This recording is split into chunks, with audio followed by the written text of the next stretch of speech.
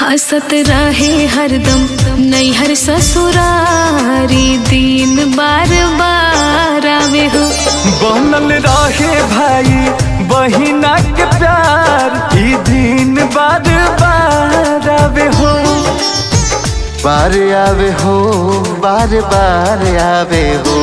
हाँ हाँ बार आवे हो हर बार आवे हो। भाई बहिनी के हाँ सच्चा त्योहार